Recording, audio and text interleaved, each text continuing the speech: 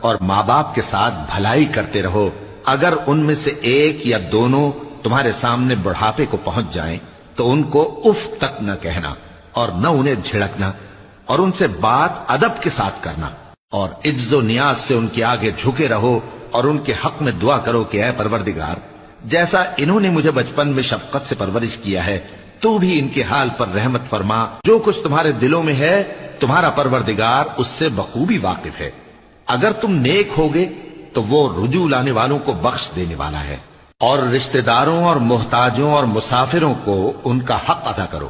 اور فضول خرچی سے مال نہ اڑاؤ کہ فضول خرچی کرنے والے تو شیطان کے بھائی ہیں، اور شیطان اپنے پروردگار کی نعمتوں کا کفران کرنے والا یعنی ناشکرا ہے۔ اور اگر تم اپنے پروردگار کی رحمت یعنی فراخ دستی کے انتظار میں جس کی تمہیں امید ہو ان مستحقین کی طرف توجہ نہ کر سکو تو ان